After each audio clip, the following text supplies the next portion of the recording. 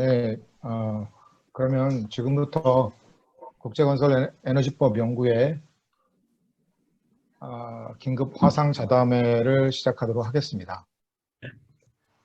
저는 중앙대학교 조홍식 교수이고요. 많은 분들이 지금 참여를 하고 계시는데 아마 조만간 더 많이 들어오시지 않을까 이렇게 생각이 듭니다. 저희가 지금 오늘 다뤄야 될 내용들이 너무 많더라고요. 해보니까. 그래서 패널 분들하고 논의를 해보는 상황에서는 시간이 많이 부족할 것 같아서 패널들 소개를지 이런 부분들도 다 올려놨던 그걸로 대체를 하고 그 다음에 인사 말씀 뭐 이런 것도 생략하고 본론으로 곧바로 들어가도록 하겠습니다. 그래서 우리가 첫 번째 주제로서 이 다룰 부분은 이제 지금 현재 상황, 해외 현장에서 발생하는 상황들과 어려움들이 어떠한지 그거에 대해서 조금 말씀을 듣겠는데요.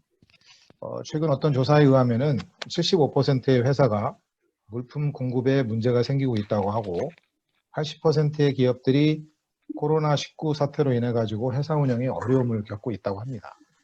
그래서 이 코로나19로 인해서 해외 건설 현장에서 발생하는 상황들과 여러 가지 임팩트들 이런 것들이 어떠한지 먼저 현대건설의 서희석 본부실장님께서 말씀을 해주시기 바랍니다.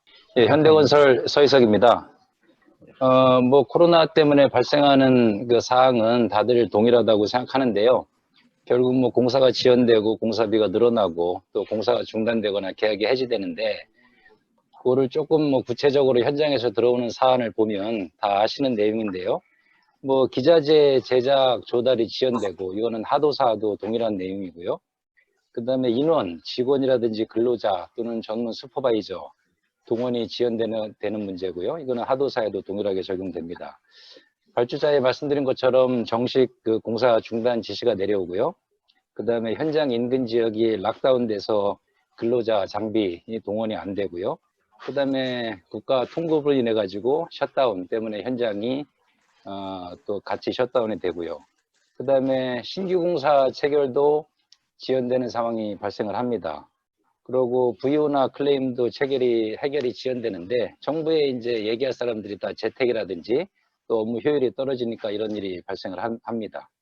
그리고 정부 예산을 삭감하게 돼서 또 불효불급한 공사는 공사 중단이나 계약 해지가 논의되고 있습니다.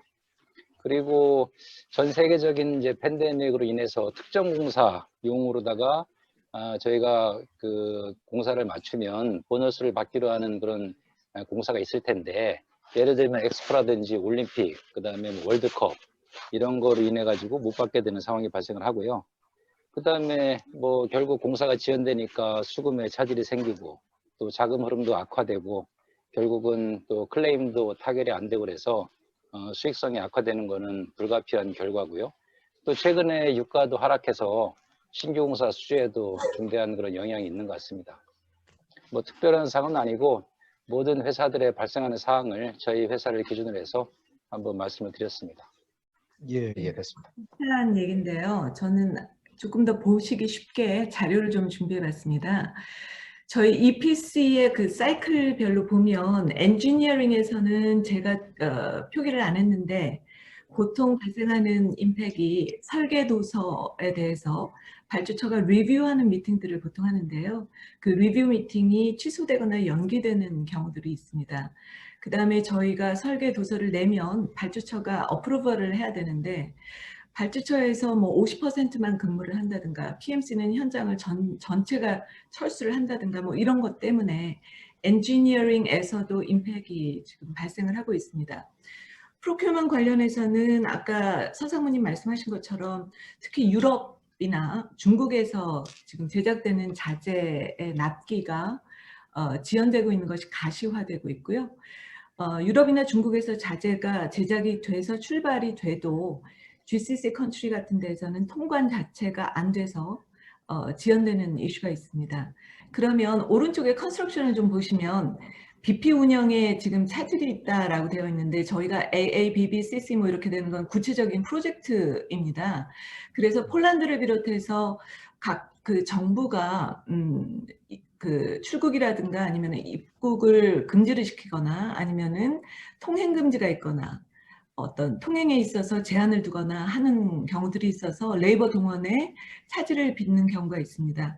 정부 차원이 아니라 발주처 차원에서도 현장에 접근을 금지하는 그런 경우들도 있고요. 또 사회적 거리 두기를 해서 레이버들이 가까이 이렇게 일을 해야 함에도 불구하고 1m 거리를 두고 일을 해라 뭐 이런 경우도 있고, 버스 탑승 인원을 제한을 해서 현장에 가보신 분들은 알겠지만 아침마다 그 버스에 빡빡하게 그 레이버들이 타서 움직이는데 탑승 인원 자체를 제한을 하다 보니까 네이버 운영이 차질이 빚어지는 그런 경우가 있습니다. 지금 이 경우에는 조금 조심하셔야 될 게, 정부에서 뭔가 디크리를 발표하거나 발주처에서 지시를 할 때는 리튼 폼으로 저희가 받아야 되는데 구두 지시를 하는 경우들이 있어요. 특히 뭐 사회적 거리두기 뭐 이런 것들에 대해서는 그 구두 지시를 해서 저희가 프로젝트에 당부하는 것은 꼭 리튼 폼으로 지시를 받을 때만 그것을 수행해라 라고 얘기를 하고 있습니다. 그 외에도 리페어가 뭐 지연이 된다든가 아니면 커미셔닝 전후해서 벤더 슈퍼바이저가 와서 봐줘야 되는데 파견 자체가 지연되는 경우들이 굉장히 많이 발생을 하고 있습니다. 서상무님 얘기하셨다시피 기성수금 뭐 영향이 있고요. 또 저희가 체인지 오더나 클레임 걸어놓은 상황이 굉장히 많이 있는데 이 협의 자체가 지금은 연기되고 있습니다. 예, 그런 정도들이 지금 현재 현장에서 발생하고 있는 문제점들인 것 같고요. 그렇다고 한다면은 이제 우리가 이 계약상 그 불가항력 조항에 기대 가지고 이 코로나 사태에서 발생하는 여러 가지 그 임팩트에 대해서 이 불가항력 사유로 간주를 받아가지고 어떤 구제를 받을 수 있는지 이 부분에 대해서 조금 논의를 해봐야 되는데, 일단 불가항력 사유가 되느냐 안 되느냐 이 부분이 먼저 이제 판단이 돼야 될 것 같고요. 그러면은 거기에서 이 보통의 건설 계약에서 불가항력 사유를 규정하는 방식이 한 3가지 정도로 크게 나뉘는 것 같습니다. 첫 번째는 불가항력 사유를 특정해가지고 한정적으로 규정하는 그러한 경우이고요. closed clause라고 보통 그러는 것 같은데요. 두 번째는 불가항력 사유로 간주되는 그 요건들만 제시를 하고 그 요건들을 충족하는 사유는 이제 불가항력으로 간주하는 그런 경우가 있고, 세 번째는 이 2가지를 혼용하는 그런 형태로서 특정 사유를 명시를 하면서 그 사유뿐만 아니라 그 밖에 다른 사유들, 뭐 예를 들어서 any event beyond the parties reasonable control 뭐 이런 식으로 그런 문구를 이제 마지막에 넣어가지고 제공하고 있는 요건들을 모두 충족하는 경우에는 이제 불가항력 사유로 간주하는 뭐 이런 경우들이 많이 있는 것 같은데요. 그래서 이 코로나19라고 하는 전 세계적인 팬데믹, 이것이 이제 그 삐리게도 보면은 팬데믹이나 에피데믹 이게 그 사유로 들어가 있지 않은 것 같습니다. 이런 상황에서 불가항력 조항을 적용하는데 문제가 없는지 이에 대해서 일단 이영경 사모님께서 한번 좀 설명을 좀 해주시면 좋을 것 같습니다. 네, 저희는 저희 부서 자체가 회사가 리스크 상황에 처했을 때 리스크를 가장 미니마이제이션 하는 것을 목적으로 지금 업무를 수행하고 있습니다. 지금같이 팬데믹 상황에서는 임팩이 분명히 있고요. 그 임팩에 대해서는 공유를 드렸습니다. 문제는 이 임팩을 어떻게 최소화하느냐, 이 리스크를 어떻게 매니지먼트 하느냐인데, 그런 의미에서 저희가 그 43건의 그 프로젝트를 대상으로 좀 계약을 분석을 해봤습니다. 조금 후에 이제 말씀을 나누시겠지만 체인지러에 대해서는 발주처로부터 챌린지가 많이 있을 것으로 보여집니다. 그러나 포스 마주어에 해당된다고 해서 이것이 결국 타임과 코스트에 대한 우리의 인타이트먼트로 오토매티컬리 직결되는 것은 아닙니다. 가장 먼저 넘어야 할 허들이 바로 노티스를 제때 보냈느냐 하는 점일 텐데요. 그 리퀘어먼트를 충족을 했는지를 한번 살펴봤습니다. 전체를 보시면 대상 중에서 49%를 했거나 현 시점에서 필요가 없는 경우고요. 나머지는 타임바에 따라서 임팩이 발생되면 노티스가 필요한 그런 경우가 되겠습니다.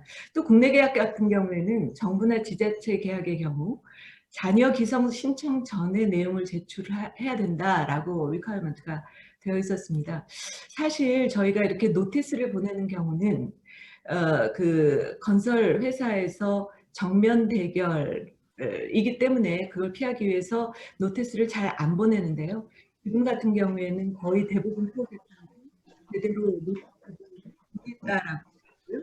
그중에서 지금 체인지는 관련해서 논 경우고요. 이에 대해서는 저희가 컨트랙추얼 아규먼트를 계속해 나가야 합니다. 예, 그러면은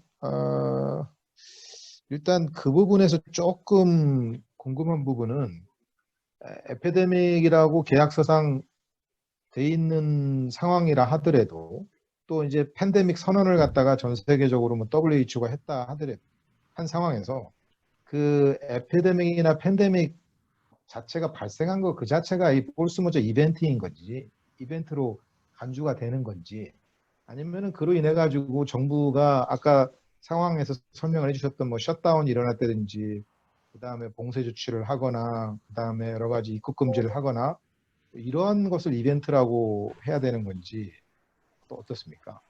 일단 에피데믹으로 인해서 어떤 지연이 영향이 발생을 하면요. 저는 그것이 포스 마저르가 있다라고 봅니다. 그게 클로즈별로 좀 다를 거라고 생각을 하거든요. 뭐 그 부분은 조금 더 설명을 하면 될 것 같고요. 그러면 김가하 변호사님께서 기존의 어떤 불가항력을 둘러싼 쟁점을 다룬 사건들 경험에 비춰보셨을 때 이러한 그 뭐 일단 팬데믹과 관련된 상황을 다뤄보시지는 못하셨을 것 같고 좀 기존의 어떤 경험, 그 사유 그 자체만 가지고 봤을 때 어떠한 경험이 있으신지 말씀해 주시면 좋을 것 같아요. 예, 들어왔습니다. 지금 아까 예. 연경 상무님 말씀하신 것처럼 그 포스 머저 조항의 지금 상당수가 그러니까 뭐 50% 이상이 보니까 이제 에피데믹, 예. 팬데믹 이런 게 이제 표시되어 있다고 하시는데 아시다시피 포스 머저 조항 자체에 팬데믹이나 에피데믹이 명시되어 있으면 그게 법률적으로 포스 머저에 해당하느냐 안 하느냐 중급법에 따른 포스 머저에 해당하느냐 안 하느냐 상관없이 계약상 보호될 수 있는 이제 프로텍션이 생길 수가 있습니다. 그래서 상당수의 계약에서 에피데믹 또는 팬데믹이라는 표현이 들어가 있고 그 들어가 있는 경우에는 뭐 거기에 따른 보호를 받을 수 있을 것 같은데요. 만약에 그런 게 명시되지 않은 경우라고 하더라도 그 포스머드 조항에 대충 보면 뭐 당사자가 책임을 질 수 없는 또 beyond control 뭐 이런 내용들이 들어가 있어서 거기에 따라서 다시 또 보호를 받을 수 있는 여지가 여전히 있을 것 같습니다. 근데 그 포스머저에 해당하느냐 안 하느냐가 이런 뭐 팬데믹, 에피데믹 다 계약상 명시되어 있지 않고 그걸 계약을 해석하는 문제로 가게 되면 그때는 이제 중급법이 어디냐에 따라서 중급법에 따른 이 변화가 있을 것 같고요. 또 어떤 중급법이냐에 따라서 그걸 해석을 어떻게 볼 것이냐 하는 문제가 생길 것 같고요.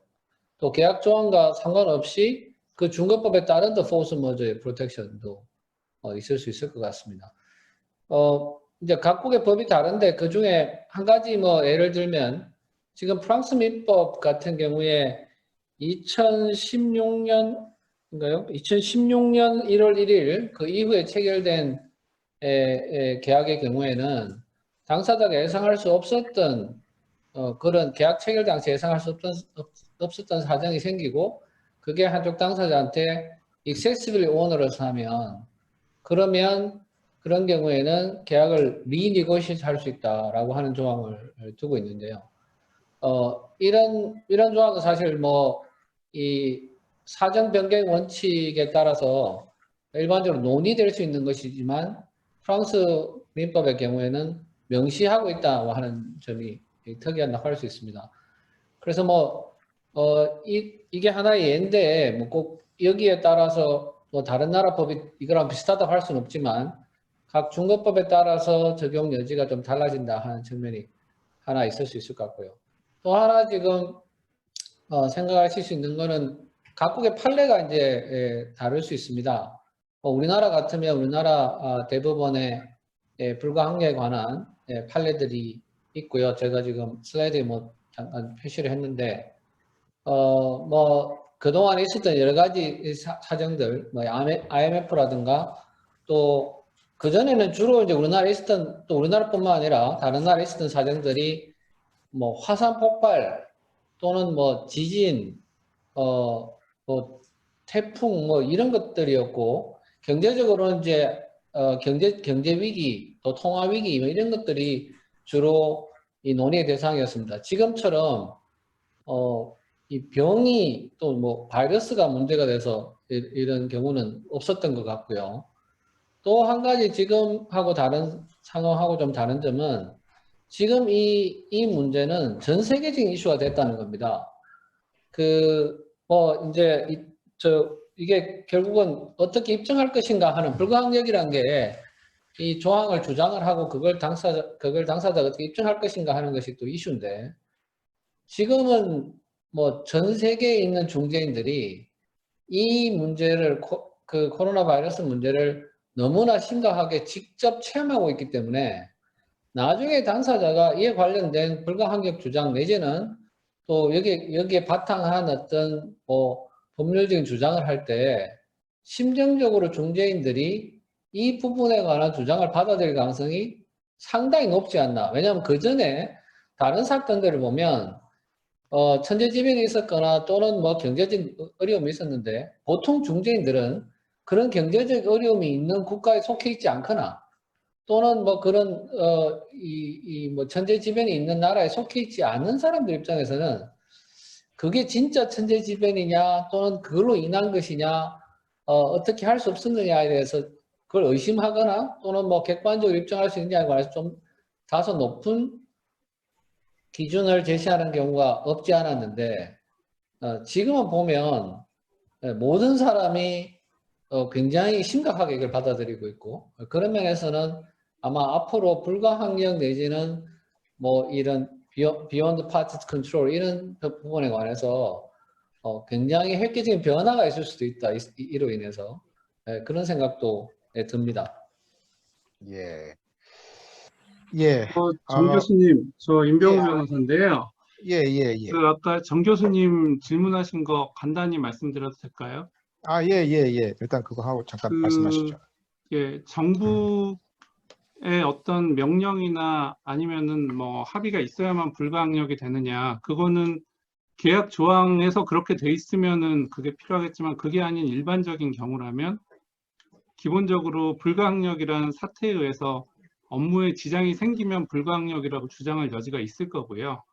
예. 근데 정부의 명령이나 아니면 조치가 있을 때는 불가항력을 뒷받침하는 증거로 사용할 수 있을 걸로 생각이 됩니다. 특히 뭐 들으신 분 많으시겠지만 지금 중국 정부 같은 경우에는 자기들 그 외국으로 서플라이하는 공급업자들 위해서 정부에서 그 불가항력 확인증 같은 거를 지금 발행을 해주고 있거든요.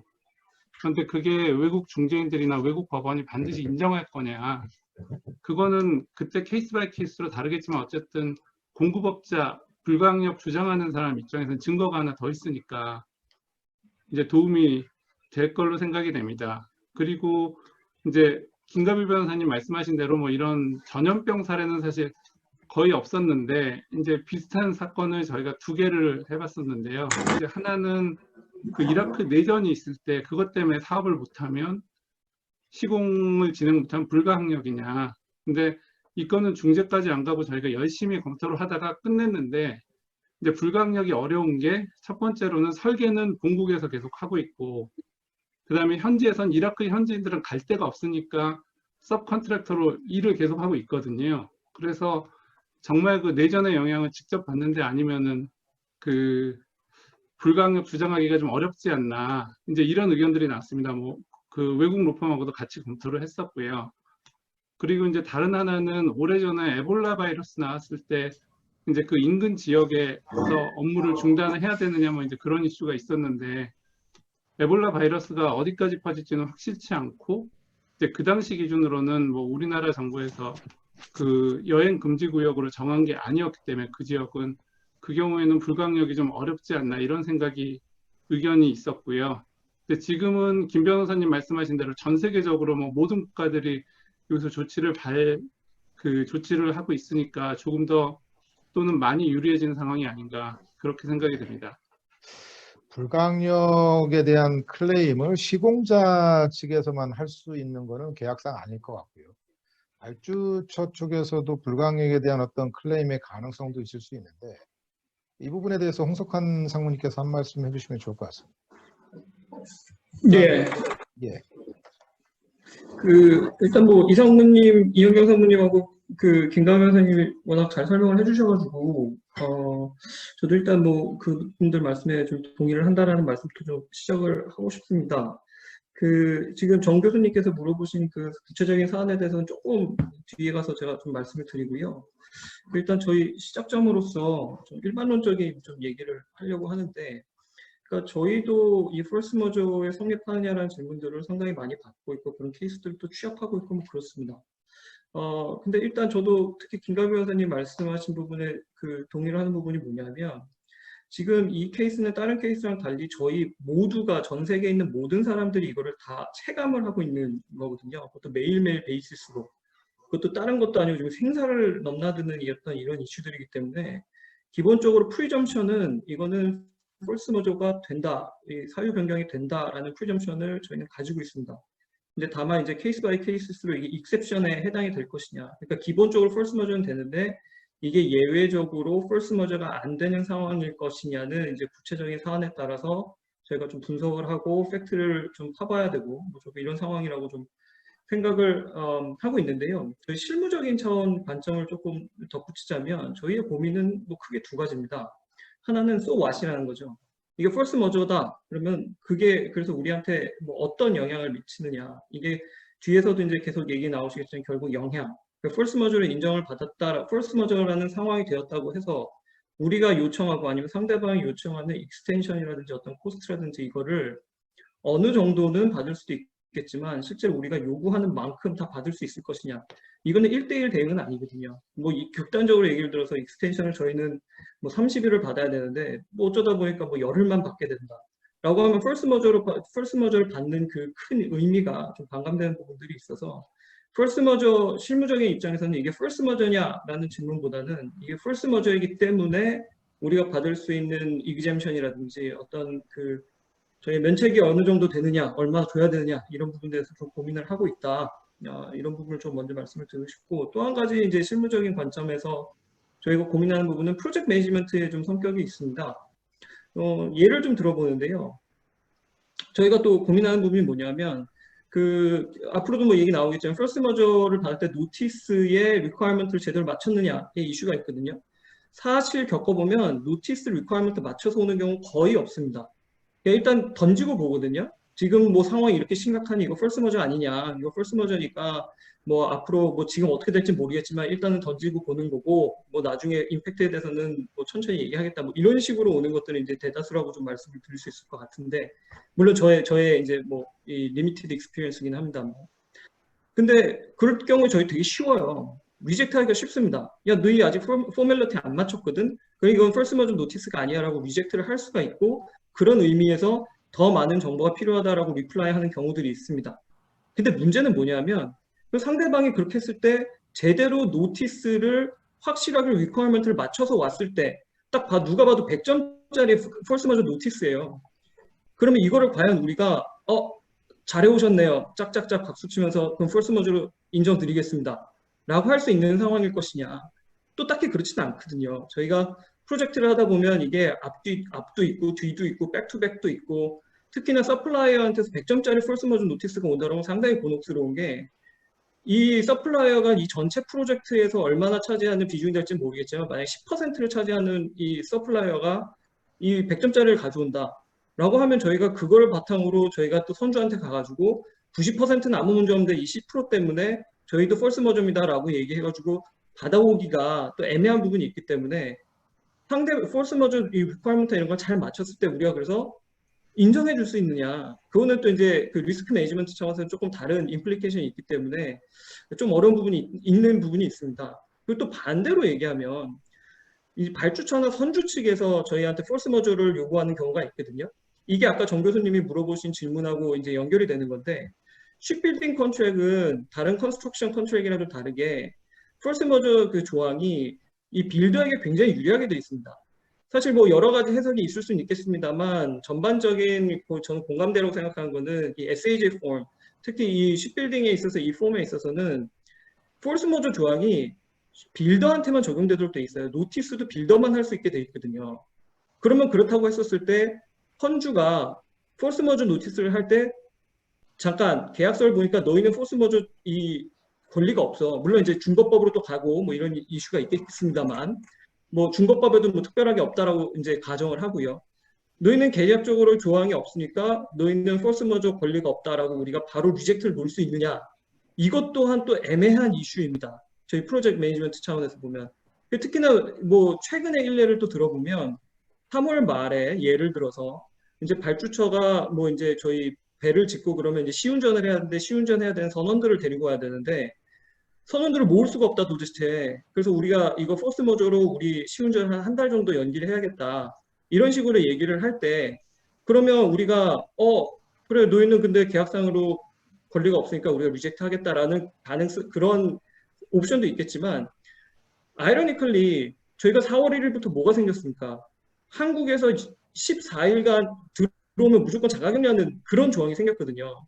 그러니까 저희도 시운전을 할 때 서플라이어 같아서 어떤 엔지니어나 이런 것들 이런 사람들을 받아들여야 되는데 오히려 이제는 저희가 막 거절할까 막 이렇게 격동격동 막 이렇게 패주고 꽃놀이 패주고 이렇게 있다가 잠깐 이거 상황이 바뀌어서 우리가 지금 달라 그래야 되나? 라는 상황이 된다는 거죠. 그러니까 이게 일반적으로는 뭐 허리케인이나 이런 국지적인 상황에서는 포지션이 다 있습니다. 내가 거절을 하든지 아니면 그러니까 내가 요청을 하든지 아니면 내가 요청을 받든지 나에겐 임팩트가 없기 때문에 이게 테이블이 빙빙빙빙 도는 상황이 아닌데 이번 코로나 바이러스는 기존하고 굉장히 다르게 테이블이 계속 돌아요. 이게 언제 저희한테도 임팩트가 돼서 우리가 언제 사실은 미안하지만 우리가 요청을 해야 되라는 상황이 될 수도 있기 때문에 저희가 프로젝트 매니지먼트 차원에서 봤었을 때 이거를 무자르듯이 할 수 있는 그런 상황이 아니라서 사실 저희도 굉장히 고민이 많고 그냥 저희가 뭐 이 정답은 아니겠지만 그냥 세팅되어 있는 거를 조금 말씀드리면 크게 3가지 정도 부류로 좀 나눠서 상대방이 요청하는 어떤 그 요청 사항이 확실한 거 그리고 상대방이 그러니까 요청했기 때문에 우리가 지금 당장 결정을 내려야 되는 사안 그리고 상대방이 뭐 명확하게 지금 요청한 게 아니기 때문에 우리가 좀 더 기다릴 수 있고 모호할 수 있는 상황 그리고 이제 3번째 부류가 사람 간의 어떤 이 교류가 지금 안 돼가지고 많은 물류의 문제도 일어나고 그러고 있는데요. 그런 거 말고 아예 물건의 이동 자체에 관련돼 가지고 폴스 머저를 요구하는 경우 이를테면 뭐 지금 폴스 머저이기 때문에 연간 뭐 미니멈 퍼체이스 리ኳ어먼트가 있는데 우리 그거 미니멈 못 맞추겠어라는 경우도 있고 우리가 발행해 놓은 PO 취소하겠어 뭐 이런 경우들도 있습니다. 근데 그렇게 3가지 경우로 나와서 일단 사람 간의 어떤 지금 임팩트가 없이 미니멈 퍼체이즈라든지 PO 취소하겠다는 것들은 일단 리젝트하는 방향으로 조금 정리를 하고 있고 그리고 지금 당장 결정을 내려야 되는 경우에는 저희가 뭐 저희뿐만이 아니라 영업, 그다음에 PM, 그리고 뭐 계약 관리 뭐 다 같이 모여서 그다음 뭐 재무 쪽도 모이고 그래서 지금 이거를 이 정도로 받아들일 경우에 우리의 임팩트가 어떻게 되고 이거 받아들일 수 있느냐 없느냐, 우리의 룸이 있느냐 없느냐 다 논의를 해서 케이스 바이 케이스로 좀 진행을 하고 있고요. 그렇지 않고 좀 결정을 좀 기다릴 수 있는 경우에는 좀 전략적인 모호성을 좀 띠고 있습니다. 뭐 다 알았고 우리 이거 심각한 거 알고 있고 우리도 굉장히 심정적으로 동조하고 그러지만 계약적으로는 뭐 이런 좀 어려움이 있어서 당신들이 이런 정보를 더 줘야 되고 뭐 그러는 사이에 우리 이거를 서로 잘 협조적으로 할 수 있는 방법이 뭔지 한번 고민해보자 뭐 이런 식으로 좀 이렇게 슈거코팅도 하고 좀 전략적인 모호성을 좀 띠는 그런 3가지 카테고리로 좀 나눠가지고 대응하고 있는 부분도 있다 정도까지로 저는 말씀을 드리겠습니다. 예. 중간에 질문이 하나 있습니다. 그 심중재 시니어 컨설턴트께서 질문하신 건데 ADB에 계십니다. 각 중앙정부나 지방정부의 코로나 감염 확산 예방을 위한 선제적인 조치로 인해 가지고 발생한 영향도 불가항력 사유로 볼 수 있는 것인지 선제적으로 아직 그쪽에서 뭐 감염자들이 엄청 많아진 상황도 아니고 예방적인 차원에서 선제적으로 내려진 그런 조치들도 불가항력 사유로 볼 수 있는 것인지에 대해서는 이건 어떻게 보시는지 박혜정 변호사님 한번 말씀해 주시죠. 혹시 1월 말쯤에 중국 가스 수송 회사가 토탈하고 쉘한테 포스 모드를 신청했다 거절당했어요. 그래서 그걸 중재로 간다는 얘기가 있었습니다.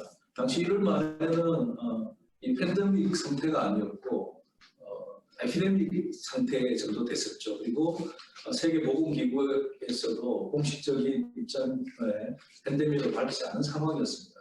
당시에 그래서 포스 모저가 발주처에서 인정하지 않았던 사례가 있었습니다. 이런 지금 질문 주신 이런 선제적 조치는 크게 두 가지가 아마 두 가지를 생각해 볼 수 있을 것 같아요. 첫 번째는 이 선제적 조치이기 때문에 우리가 뭐 쉽게 말하는 체인지 로 이런 보통 계약 규정에 계약서에 적용된 규정에 따라 다르겠지만 이 체인지라고 표현하지만 새로운 어떤 법령이나 모델 같은 것도 도입하는 것도 대부분 계약서에 포함을 시키고 있죠. 그래서 이런 체인지 로 규정이 있다면 이걸 볼 수 있을지, 그 다음에 또 사실은 이 선제적 조치가 나왔던 이유가 아까 그 토탈하고 쉘한테 저희가 그 중국계 기업이 포스 모델을 던졌듯이 똑같은 식으로 이런 그런 코로나 바이러스 발생으로 인해 가지고 여기에 대해서 포스 모델을 신청할 수 있을 건지 이 두 가지를 생각해 볼 수 있을 것 같아요. 그래서 앞에 말씀해 주셨던 큰 그림으로 사실 모든 내용은 이 계약서 규정, 그 다음에 그 중거법에 따라서 아마 많이 달라질 것 같습니다. 그 예로 저희가 그 가장 국제건설 계약에서 가장 많이 사용하는 피딕을 보면은 피딕의 그 에피데믹이 한번 딱 나옵니다. 그게 8.4항 뒤에 보시면은 우리 어떤 이런 에피데믹으로 인해 가지고 노동력이나 물자의 공급이 부족할 경우에는 공기 연장을 인정해 주고 있어요. 이런 공기 연장 인증 사유가 하나 인증되고요. 그다음에 아까 계속 포스 모델에 관해서 말씀하셨는데 우리 PD 일반적인 PD 조항에서는 7가지 테스트를 거칩니다.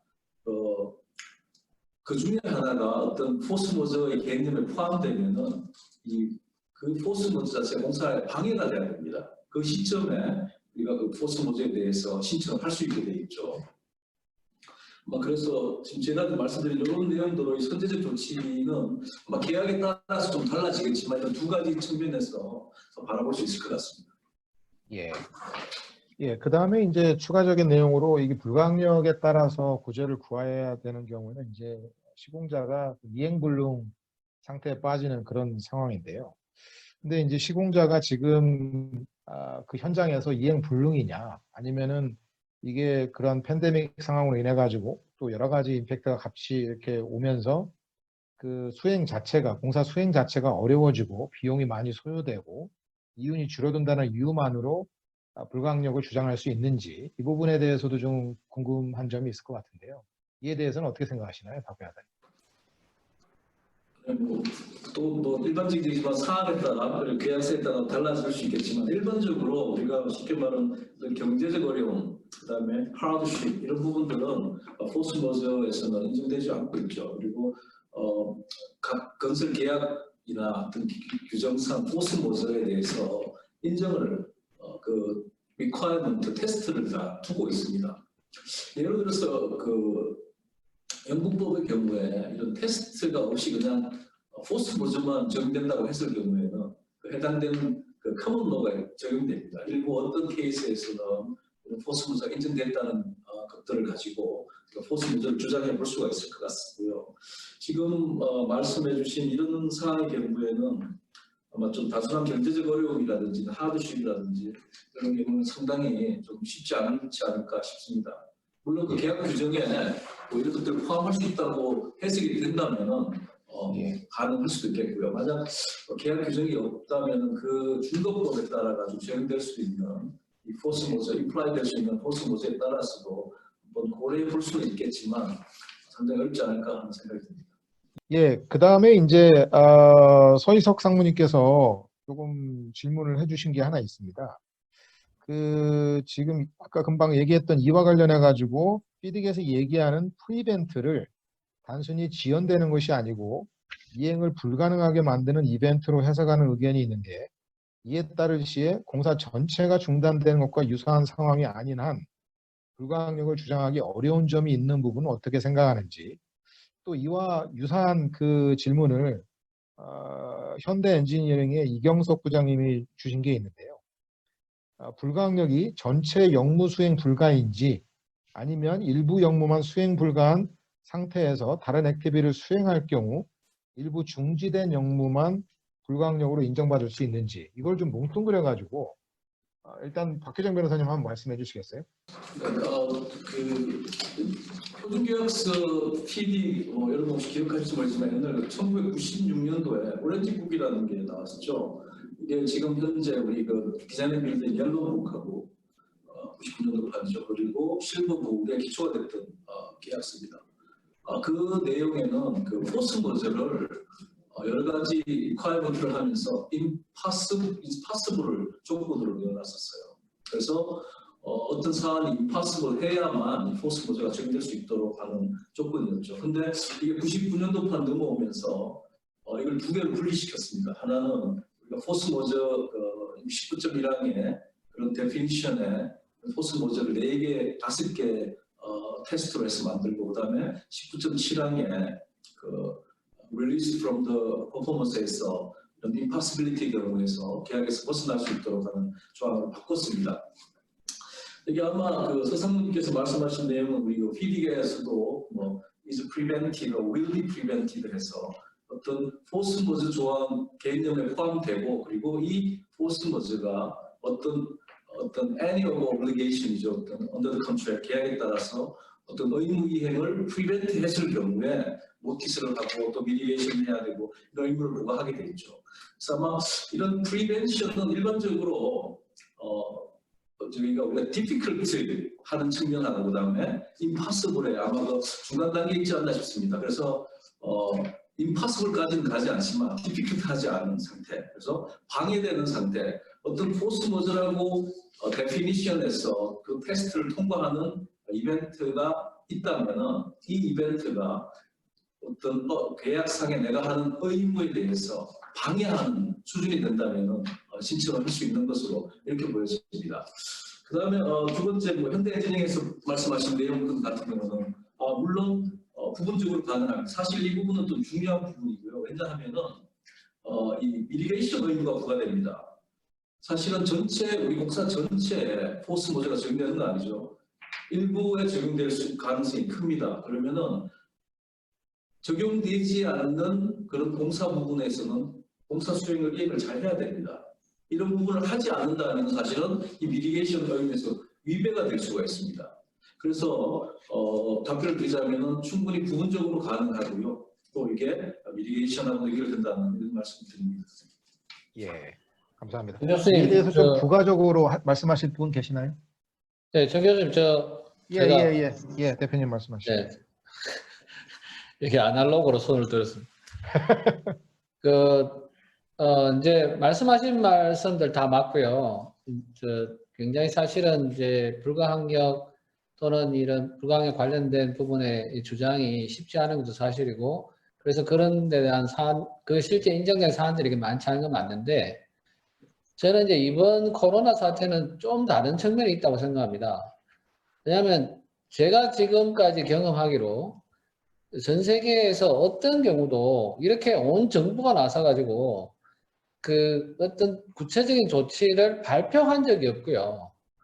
또 모든 정부가 나서서 이게 에피데믹 상황이다, 또 팬데믹 상황이다, 또 WHO인가요?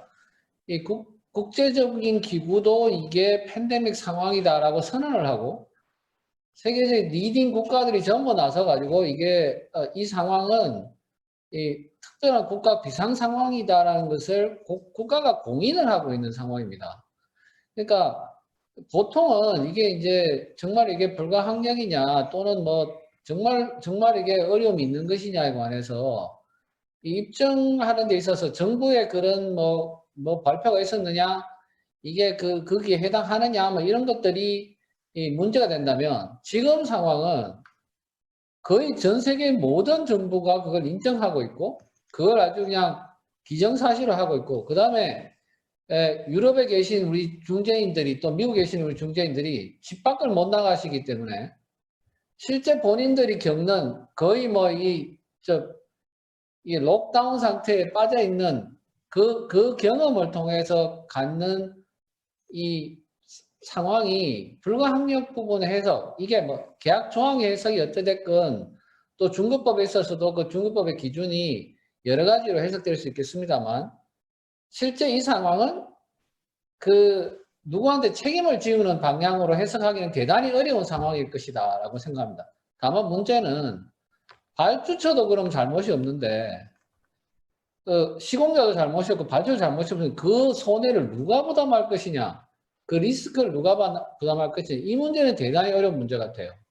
그거는 계약서와 또 관련된 중개법에 따라서 리스크 테이킹을 누가 하느냐, 이 손실을 누가 부담하느냐, 그런 부분이 굉장히 앞으로 중요한 이슈가 될 거고, 거기에 관해서는 사실은 이 상황이 지나고 나면 전 세계에 여러 가지 분쟁이 생겨서 각국에 아마 이 판례를 가지고 이 상황을 이렇게 봤다 저렇게 봤다 가지고 한참 논란이 생기지 않을까 하는 게 제 생각입니다. 그러면은 그 다음에 이제 조금 우리가 불가항력 사유냐 그렇지 않느냐라고 하는 부분을 좀 넘어서 불가항력 사유라고 간주를 하는 경우에 그 다음에는 이제 다른 많은 부분들이 또 입증이 돼야 되는 상황인데요.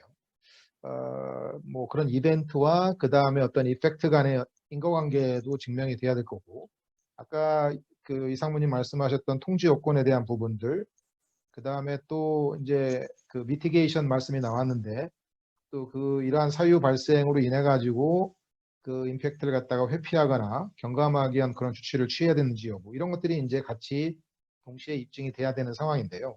이 부분에서 조금 홍석환 상무님께서 조금 말씀해 주시면 좋을 것 같아요. 어떤 부분이 더 중요할까요? 뭐 다 중요하겠지만. 예, 그 정 교수님 그 질문 프레임 자체에 답은 다 들어있는 것 같습니다. 뭐 지금 말씀하신 요소들이 다 입증이 돼야 되고 어느 하나 빠짐없이 다 만족이 돼야 되는 상황인데요. 저는 개인적으로 그냥 경험상 말씀드리면 이 현실에서는 이 인과관계라는 부분이 상당히 간과된다라는 말씀을 좀 드리고 싶어요. 뭐 어떻게 보면 실제 실무에서 벌어지는 여러 가지 실수들을 조금 하나씩 뭐 몇 가지만 조금 짚어드리고 싶은 부분인데, 그러니까 인과관계, 지금 또 김 변호사님 다시 한번 말씀하셨지만 전 세계적으로 다 같이 겪고 있는 거란 말이죠. 그래서 지금 이 팬데믹이 이게 심각하다는 건 누구나 다 알고 있습니다.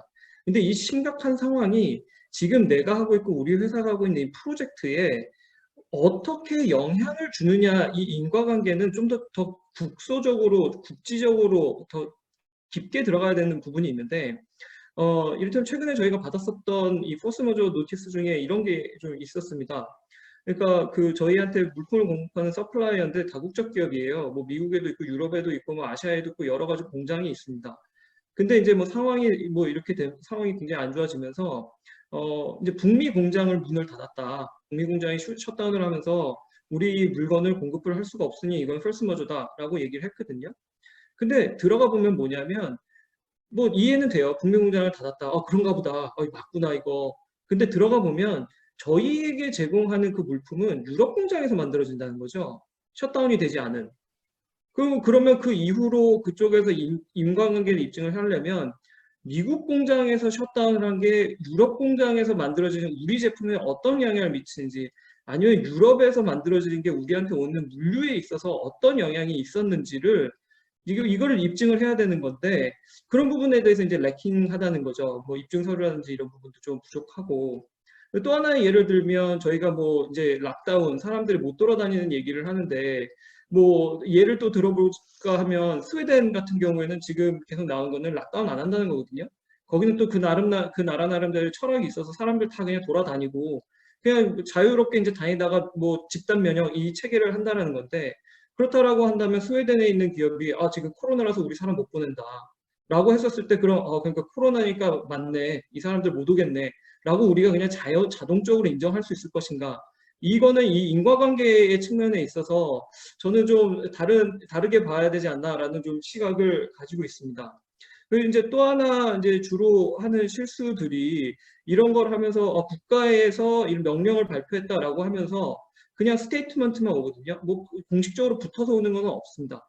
근데 저희 또 이걸 한 걸음 더 들어가서 생각해 보면 어느 지역은 완전히 사람들이 이동을 제한시켜 놨어요. 바깥으로 나오면 뭐 이제 안 되는, 법적으로 이제 뭐 처벌받고 그러는 경우가 있는 반면에 그냥 돌아다니지 마세요 정도 권고사항으로 하는 경우들도 있고, 이게 상황이 케이스 바이 케이스로 다 다른데 그냥 일반론적으로 정부에서 지금 이런 조치를 했으므로 이거는 펄스 머저다라고 얘기를 한다면, 그것도 물론 얼마나 우리가 좀 코오퍼레이티브하게 할 것인지 아니면 좀 이렇게 적대적으로 좀 컨프런테이셔널하게 할 것인지 어떤 전략적인 입장에 따라 다르겠습니다만 인과관계라는 그 측면만 놓고 본다고 한다면 일반론과 이 각론은 좀 다르게 접근할 부분이 있을 것 같다라는 측면에서 뭐 노티스를 하고 그럴 때 가급적 저희 정부에서 발행한 어떤 이슈한 그런 레터라든지 명령들이 있다라면 그런 것들을 꼭 좀 같이 챙겨서 서포팅 에비던스를 넣는 그런 입증 노력이 좀 필요하겠다라고 말씀을 드리고요. 그 마지막으로 그냥 한 가지만 또 저희가 겪는 어떤 그 실수를 조금 말씀을 드리면요. 이게 뒤에 나오는 이경석 부장님이 하신 질문이랑도 또 연결이 되더라고요. 그러니까 실제로 포스머저 노티스는 보내놨는데 실제로 일은 다 하는 거예요. 뭐 현장에서는 공기 감축, 우리 이거 약속한 거니까 이 납기는 무조건 맞춰야 된다 이런 게 굉장히 강하고 충분히 이해를 합니다. 저도 2011년대 아랍 스프링 때 저희 그 중동에서 플랜트 프로젝트가 있었는데 포스머저 노티스를 아랍 스프링 때 막 다들 저기 각국으로 돌아가고 워낙 뭐 이 엄중한 상황이다 보니까 포스머저가 대부분 인정되는 상황이었어요. 인정은 됐어요. 포스머저는. 근데 뭐냐면 현장에 남아 계신 분들이 여기 놀면 뭐하나 그러고 일을 하신 거예요. 그래서 나중에 보니까 크리티컬 패스 어널리시스를 해보니까 임팩트가 없어요. 폴스 머저는 있는데. 근데 나중에 이제 폴스 머저는 보내갖고 워낙 이제 그 이슈가 이제 다들 인정하는 사안이었고 그 프로젝트를 하다 보면 그 긴 동안 하다 보면 또 다른 이슈들이 있어서 이제 또 딜레이 때문에 받아야 되는 것도 있고 하니 폴스 머저 하루 이틀이라도 받는 게 굉장히 아쉬운 그런 상황이거든요. 그러니까 나중에 뒤로 가서 보면 폴스 머저 보냈었던 거 있으니까 그때 임팩트가 있었던 없었던 일단 그거는 받아야 되라는 그런 기대가 굉장히 강하셨어요. 근데 결국에는 이 뭐 크리티컬 패스 어널리시스를 해서 나오는 영향대로 이제 그걸 받는 거다 보니까 좀 이슈가 좀 아쉽게도 인정을 못 받고 그런 경우들이 있었는데 그러니까 지금 여기 계신 모든 건설사에 계신 분들이나 다 아마 비슷한 고민을 좀 하시지 않을까 싶습니다. 그리고 좀 전에 나왔었던 일부의 영향을 가지고 우리가 폴스 머저 영향을 인정을 받을 수 있을 것이냐 이 모든 이슈가 결국은 크리티컬 패스 어널리시스로 돌아가는 거고요. 실제로 영향이 있는 만큼 저희가 이제 인정을 받는 거다 보니 폴스 머저 노티스는 보내놓고 일은 일대로 하고 물론 폴스 머저에 대한 기대가 없으시다거나 그거랑 상관없이 우리는 납기를 맞추는 게 우리 회사의 철학이다라고 하면 충분히 그건 존중을 하는 거고요. 그렇지 않은 경우에는 폴스 머저 노티스를 보내놓고 한 만큼 이 리스크 미티게이션 이런 차원에서는 또 손을 놓을 때는 손을 놓고 좀 하는 부분도 좀 필요하지 않을까 좀 생각이 듭니다. 서희석 상무님도 한 말씀 하셔야 될 필요가 있을 것 같은데요. 말씀해 주시죠. 예, 지금 이제 아까 박기정 변호사님이 답변 잘 해주셨고요. 근데 그 이슈에서 이제 코오지에이션으로 넘어갔는데, 코오지에이션 뭐 너무 중요합니다. 아까 그 코오지에이션 먼저 좀 짤막하게 말씀을 드리면, 저도 김가배 변호사님 말씀에 전적으로 동의합니다. 오늘의 우리 그 세미나가 포스 머저에 해당하느냐 안 하느냐를 계약 문구라든지 법률을 가지고 얘기하는 거는 별 의미는 없을 것 같아요. 저는 어떠한 상황이 되더라도 계약이 어떻게 돼 있든지 간에 법리가 무엇이든지 간에 포스 머저를 부정할 수 있는 사람은 없다고 생각을 합니다. 근데 결국 이제 그게 영향을 어떻게 미쳤는지를 구체적으로 입증하는 게 공기를 받든 비용을 받든 그게 이제 핵심인데 따라서 코오지에이션은 너무나 중요한 문제고요. 근데 아까 이슈로 들어가가지고 제가 이제 프리벤트라든지 페디먼트라든지 힌드런스라든지 또는 딜레이라든지 이런 게 혹시 차이가 있지 않을까라는 관점에서 이게 좀 불이 꺼졌네요. 저 이상하게 보일지 모르겠습니다. 제가 이제 근데 말씀을 들리니까 예, 알겠습니다. 제가 화면을 끄고 말씀만 드리겠습니다. 그 제기한 내용은 뭐냐면 이게 뭐 일반론은 아닌데 이렇게 얘기하는 분들이 많이 있더라고요. 로펌에서.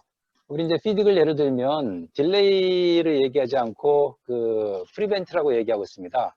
포스 머저 사안이 발생했고 그 사안이 코오지에이션이 입증이 돼서 우리의 일을 프리벤트 했으면 그때 이제 공기 현상을 받도록 돼 있는데 프리벤트가 어느 정도냐, 딜레이, 힌드런스, 임피디먼트 차이가 뭐냐라고 얘기했을 때 대부분의 사람들이 프리벤트는 unable to perform, impossible라고 얘기를 합니다. 그러면 그거를 생각해 보면 공사 전체가 불가능해야 되느냐? 근데 피딩에서는 그렇게 얘기하고 있지 않죠. Any of the obligation이니까 그 중에 일부라도 불가능해서 그게 크리티컬 패스면 인정을 받는다고 돼 있는데 그러면 딜레이하고 프리벤트하고 차이가 뭘까? 혹자는 이렇게 얘기합니다. 대안이 없을 경우에는 프리벤트다. 뭐냐면 이제 기자재를 공급하는 계약이 있었는데 거기 포트가 이제 인바우가 돼가지고 오로지 그 포트를 통해서만 갈 수 있고 그게 크리티컬 패스다. 그러면 프리벤트인데 그 포트가 인바우가 됐지만 멀리 떨어진 2배로 가야 되는 포트가 다행히 있어서 2배의 시간을 들이고 2배의 비용이 들여서 갈 수 있다. 그러면 포스 모저가 아니라고 해석을 하고 있더라고요. 그러니까 그 사람 입장에서 굉장히 억울하지요.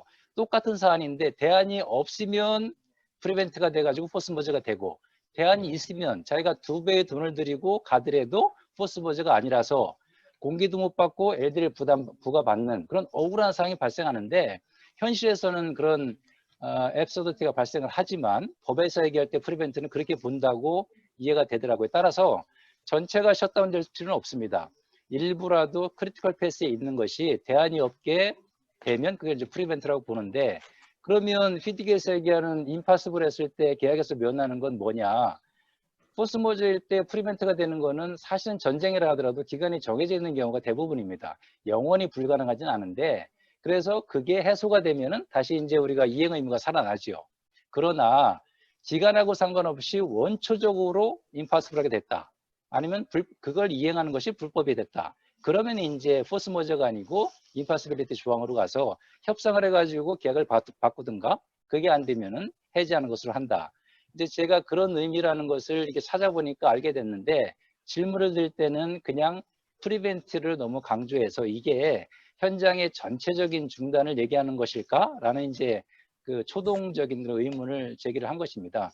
그래서 저희 이제 회사 계약을 한번 봤더니 해외만 45개가 돌아가고 있는데 불가항력은 다 됩니다. 하나는 좀 애매하긴 한데 근데 말씀드린 이유로 그것도 될 겁니다. 불가항력을 부정하지는 않을 겁니다. 그런데 거기에 프리벤트라는 요건을 요구하는 것이 31%입니다. 나머지는 힌더, 딜레이, 임피디먼트만 해도 되기 때문에 문제는 없는데 31%는 프리벤트라고 요구하고 있어서 그거는 대안이 있어서 지연되는 거 그게 크리티컬 패스라 하더라도 단순히 지연되는 거, 대안이 있는 거 그거는 안 될 가능성이 높지 않나. 물론 저희 시공자 입장에서는 발주처하고 계속 싸우겠지만 또 현재 발주처가 그렇게까지 공격해 들어오는 발주는 없지만 이제 그런 컨설은 좀 있습니다. 예, 프리벤트와 그 다음에 딜레이, 뭐 임피드와의 어떤 그 단어의 의미의 그 차이에 대해서 좀 잘 정리를 해주신 것 같고요. 제가 잠깐 추가 부연을 좀 해도 될까요? 예. 네, 제가 간단하게, 답변 대해서 서장님께서 말씀해 주셔가지고 간단하게 저희가 그 계약 규정을 보면은 보통 prevented from performing any of its obligations죠 under the contract. 그러면은 그 계약에 따라 이행할 의무가 공기 내 공사를 완공해야 할 의무가 부과됩니다. 지금 상무님께서 해준 그 말씀 중에 예를 들면은 다른 대안을 택하더라도 사실은 공기 내에 그렇게 2배를 들이고 다른 쪽으로 루트를 돌린다면은 공기 내에 공사를 완공하지 못하겠죠. 그럴 경우에는 이 프리벤트가 적용될 수 있겠죠. 그 개념을 제가 보는 접근하는 방식은 오히려 그렇게 프리벤트를 봐주시고요.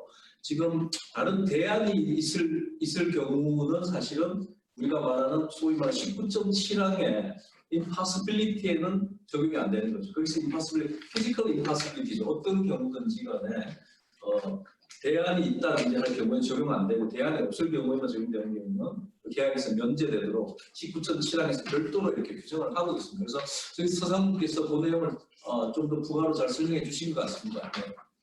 예. 맞습니다. 이거는 뭐 저희가 주장할 내용이 아니고요. 발주처가 그렇게 이제 따지고 들어올 내용인데 저희는 그런 프리벤트에 그런 뭐 제한되지 않고 지금 우리 박 변호사님 말씀하시는 대로 다 그렇게 주장을 할 겁니다.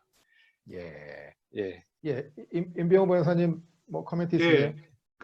그냥 한 가지는 이제 프리벤트의 의미도 계약이나 상황에 따라서 조금 바뀔 수 있을 것 같아서요. 제가 검토했던 계약은 프리벤트가 되면 EOT를 주고 substantially 프리벤트가 되면 코스트까지 준다. 이런 계약이 하나 있었거든요.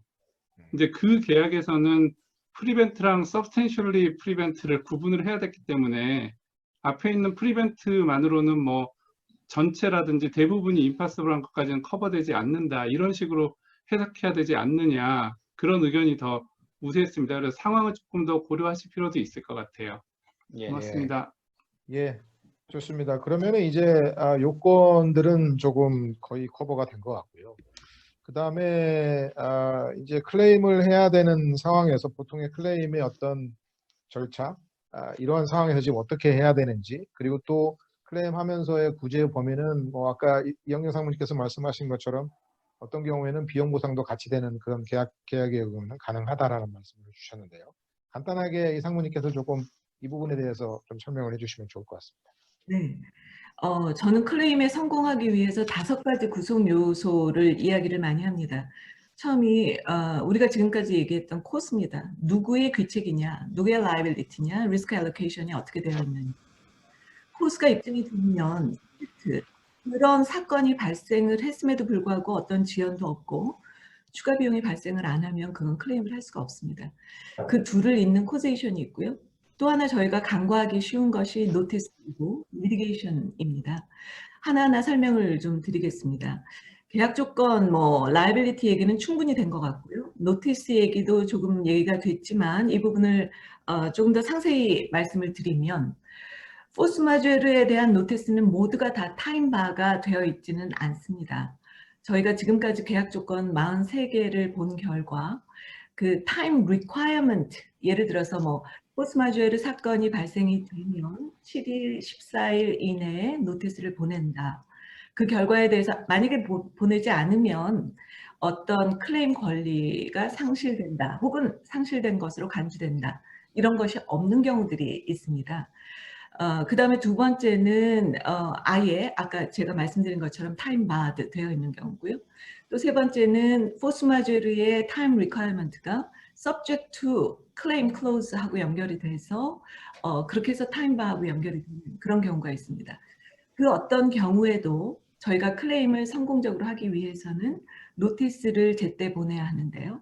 어떤 분들은 노티스 안에 해당 어떤 계약 조항들을 반드시 명시해야 된다.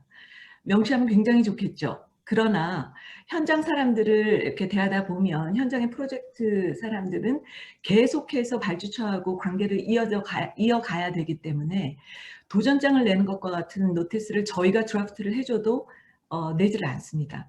그렇다면 노티스의 최소 구성 요건이 무엇인가? 보통 그 계약 조건에 들어있기도 하지만 제가 생각하는 노티스의 구성 요소는 처음에 어떤 사건이 발생했느냐입니다. 그리고 그 사건으로 인해서 임팩이 있으면 임팩이 있다? 아니면 컨티뉴잉 임팩이 있기 때문에 나중에 이 임팩이 조금 더 가시화되면 디테일드 파티큘러를 낼 것이다. 그 다음에 또 중요한 것이 이 일이 발생하고 나서 우리 계약자는 어떻게 처음에 조처를 취했냐, 초도 대응을 어떻게 했느냐, 그 다음에 예를 들면 추후는 이렇게 할 것이다. 이 정도를 써주면은 그 노티스의 요건이 성립이 된다라고 생각을 합니다. 그 다음에 또 놓치기 쉬운 것이 미디게이션이에요. 미디게이션 어블리게이션은 시공사의 컨트랙터의 기본적인 어블리게이션이라고 볼 수가 있는데요.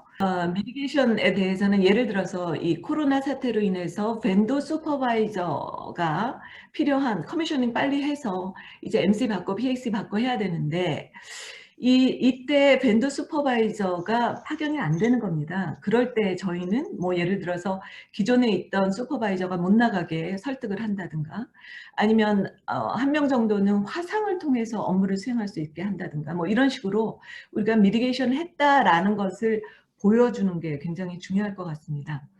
그 다음에 코즐 링크를 거는 부분인데요.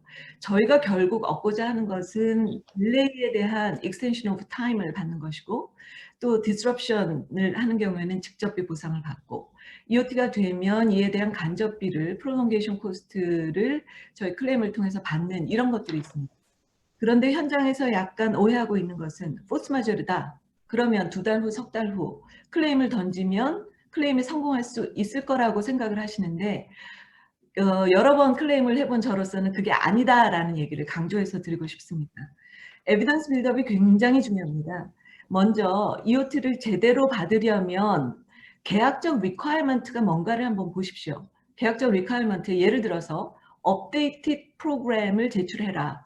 거기에 따른 지연을 보상해준다라고 되어 있는 경우도 있고요. 또 하나는 그 플로트가 제로인 크리티컬 파스에 영향을 주는 경우에만 보상을 해준다라고 되어 있습니다.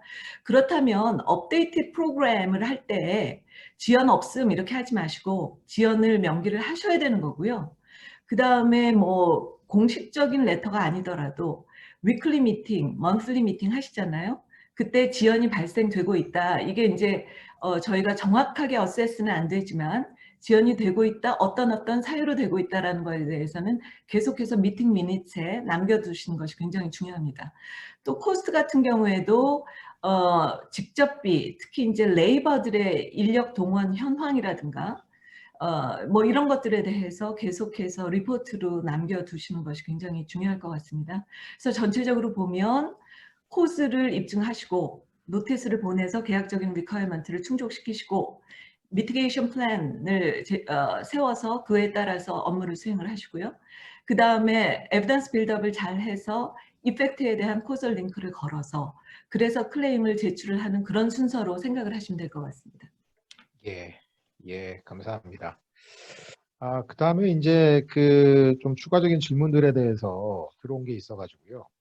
일단 홍석환 상무님께서 이 질문들 모을 때 좀 말씀해 주셨는데, 불가항력으로 인한 지연에 대처하기 위해서 추가 비용을 집행했을 경우에 체인지 오더로서 보상을 받을 수 있는지, 이 부분에 대해서 이 상무님께서 계속 말씀해 주실래요? 그게 이제 또 질문을 굉장히 많이 받는 부분이에요. 아까 제가 설명드린 것처럼 클레임을 하면 항상 발주처가 물어보는 게 있어요. 너희가 이거 미티게이션 해야 되는 거 아니야? 미티게이션 했어? 너희 쪽에 귀책도 있잖아. 너 이 추가 비용 진짜 맞는 거야? 라는 공격을 많이 받습니다. 따라서 제가 강조드리고 싶은 것은 미티게이션을 하는 차원에서의 범위를 넘어서서 추가 자원을 댔거나 아니면 오버타임을 하고 주말 근무를 해서 추가 비용이 집행되거나 이게 필요하면 엑셀러레이션이거든요. 그렇기 때문에 발주처의 지시가 있어야만 나중에 그 비용에 대해서 저희가 보상을 받을 수가 있습니다. 발주처에게 추가 자원이 필요함, 추가 비용이 들 것임을 보내시고요. 발주처의 승인을 받은 다음에 그 다음에 집행을 하시면 나중에 보상을 받을 수 있는 길이라고 할 수 있습니다. 예, 또 추가적인 또 질문들이 들어온 게 부산중공업의 유경훈 차장님이 인도에 지금 현장에 계신 분이 질문을 하신 게 있어요. EOT 클레임의 경우 리모빌라이제이션 기간도 포함을 해서 진행을 해도 문제가 없는지 이게 궁금한데, 배경 설명은 락다운 기간이 끝난 이후에 리모빌라이제이션을 진행을 하려면은 이미 봉쇄선을 뚫고 다 집에 가버린 작업자들을 부르고 임대 장비 단가 협상도 다시 해야 하는 등 할 일도 많고 비용이 많이 들어가기 때문에 이러한 의문점이 있다고 합니다. 이에 대해서 이 상무님 어떻게 생각하세요? 이게 이제 인과관계라고 생각을 합니다.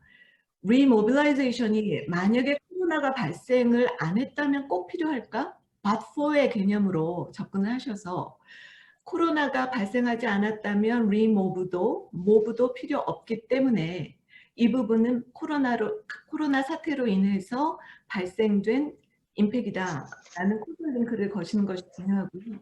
또 하나는 뭐냐면 모브나 리모브 하는 것이 전체 비용 차원에서 혹은 공기를 준수하는 차원에서 발주처에게 무엇이 유리한가를 보시는 것이 중요할 것 같고, 또 안전상의 이유로 모브가 꼭 필요하다라는 어떤 꼭 필요한 근거 이런 것들에 대해서 충분히 발주처에게 설득을 하시고 그리고 나서 승인받고 된 경우에는 충분히 보상이 가능하다고 생각을 합니다.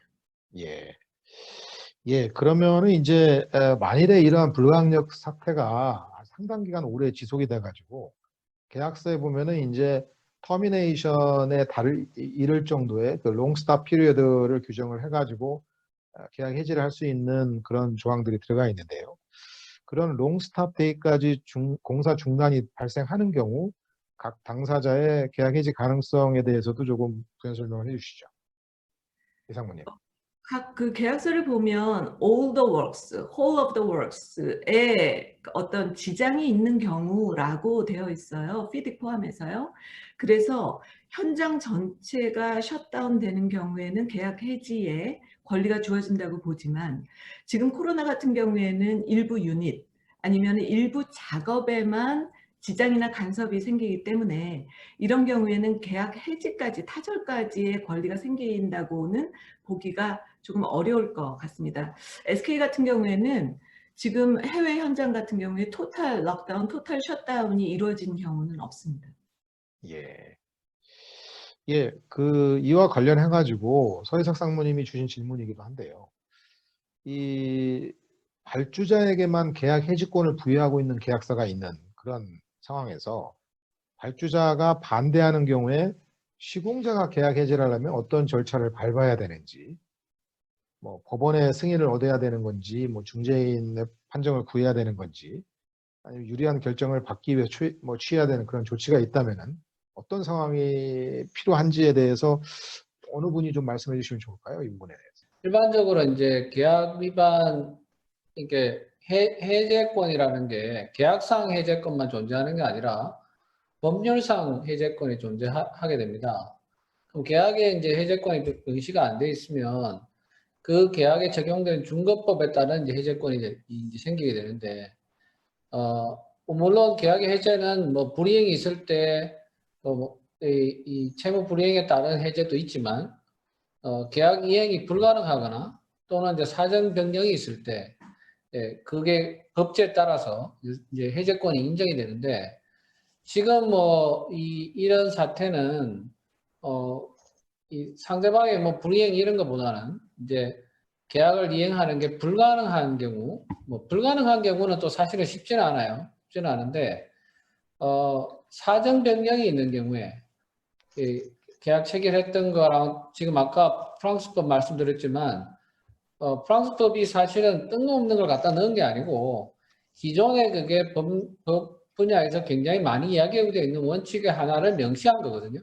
그래서 제가 아까 잠깐 말씀드렸습니다만 지금까지의 해석은 그 불가항력이라든가 또는 그 사정 변경으로 인한 이 해제권 또는 사정 변경으로 인한 계약 책임의 면제에 관해서 굉장히 엄격한 태도를 취했던 것이 이 현실입니다. 실제 중재인들이나 법원에서 그런 부분들을 잘 인정해 오지 않았던 것이 일반적인 태도였는데 지금 이 경험은 이 지금 코로나 바이러스 경험은 법률가들한테 굉장히 많은 이 생각의 변화를 줄 수 있는 이벤트다라고 저는 생각을 해요.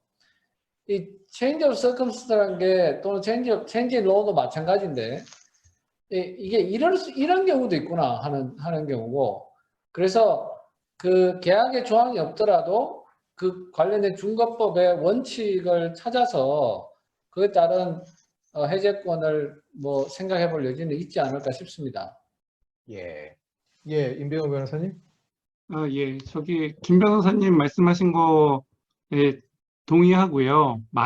정말 맞으신 말씀이고, 특히 경험이 많으셔서 중재인들 관점에서도 말씀해 주시는 것 같아서 시공사들한테는 좀 찬스가 더 많이 늘어났을 것 같고, 제가 굳이 더하면 그 EPC 계약 자체가 많이 복잡하게 돼 있기 때문에 계약 해지권이 없다 하더라도 다른 조항에서 단서를 찾을 수 있을 찬스도 있을 것 같고요. 예를 들어서 베리에이션 오더나 체인지 오더 조항을 그 인플로이어가 리즈너블하게 접근해야 된다든지 뭐 그런 면에서 계약 전체를 보고 솔루션을 찾아낼 수 있지 않을까. 그게 아니라면은 정말 해지도 발주처 맘대로, 베리에이션도 발주처 맘대로, 모든 거를 발주처 맘대로 하는 언리즈너블한 계약에 동의하시는 정말 어이없는 상황이 될 텐데, 이제 정말 그런 일방적인 계약이 있을 때 이제 법의 측면에서 또는 중재인의 측면에서 그래도 어떤 솔루션을 찾으려고 특히 이런 상황에서 노력할 거기 때문에 해지권도 해지권이지만 계약 전체적으로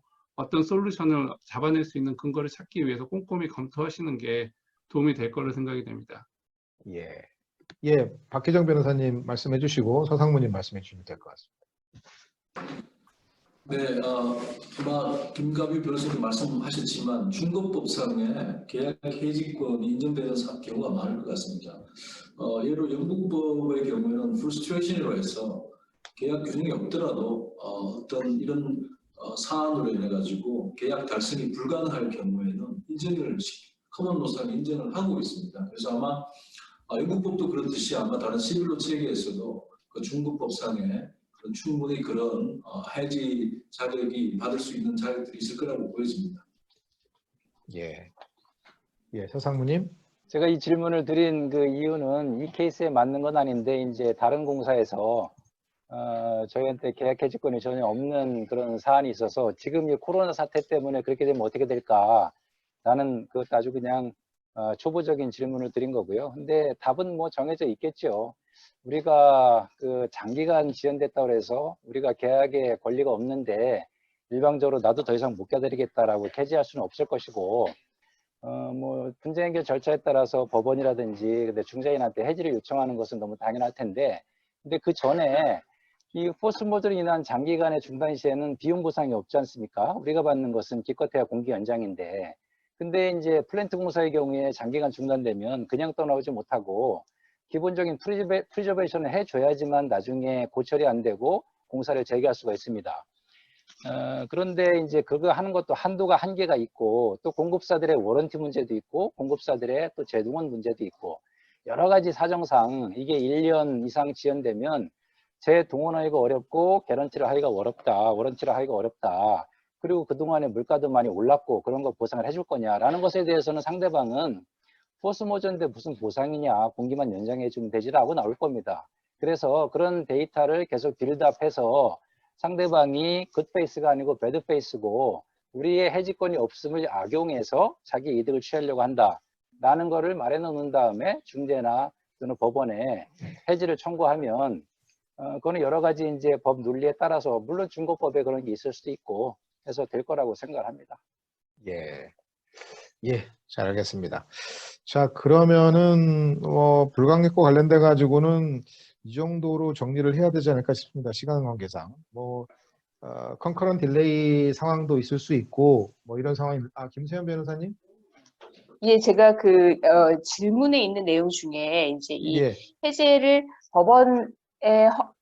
법원을 통해서 하느냐 아니면 중재를 통해서 하느냐 하는 부분에 대한 질문이 있는 것 같아서 그 예, 부분을 실질적으로 이게 이루어지는 절차를 보시면 실제 뭐 법원에 가서 해지를 해달라라고 청구를 한다거나 중재를 신청하면서 해지를 해달라라고 청구를 하는 경우보다는 이제 이렇게 빌드업한 걸 가지고 해지 통지를 일단은 보내고 나서 그게 잘 됐다 잘못됐다를 실질적으로 분쟁 단계로 만들어서 판단받으시는 경우가 많을 겁니다. 그런데 이제 이 사건의 경우는 지금 현재 상태의 경우는 김가비 변호사님 말씀하신 것처럼 워낙 특이한 상황이기 때문에 왜 저희가 중재를 할 때 분쟁 전체 그 계약에 따른 분쟁 전체에 대해서 중재를 시작하는 경우도 있지만 어떤 쟁점에 대해서만 빨리 판정부를 만들어서 요거를 판단을 받고 말자 하는 경우들도 보이거든요. 또 저희가 이제 그 경우에 서미션 어그리먼트를 새로 써가지고 하기도 하는데 그런 형태로 해결을 하시면 일단 해지가 됐다 아니다, 적법하다 아니다, 할 수 있다 없다만 판정부의 판단을 받고 나머지는 당사자가 협의해서 랩업하자 하는 것도 가능해질 것 같아서 통상적인 경우처럼 해지는 그러니까 해지는 사실상 저질러 놓고 그 다음에 그게 잘 됐는지 안 됐는지를 리트로액티브하게 판단을 받는 경우보다 이 현재 상황에서는 그런 부분에 대해서 통상적인 경우와는 다르게 이 부분에 대해서 이게 할 수 있냐 없냐, 유효냐 무효냐를 보고만 찝어서 짧은 중재를 진행하는 상황도 한번 생각해 보실 수 있을 것 같습니다. 예, 말씀 감사합니다. 예, 그러면은 컨커런 딜레이 부분은 한번 기존의 컨커런 딜레이에 대한 분석이나 논의들이 많이 이루어졌기 때문에 이건 좀 생략을 하도록 하겠고요.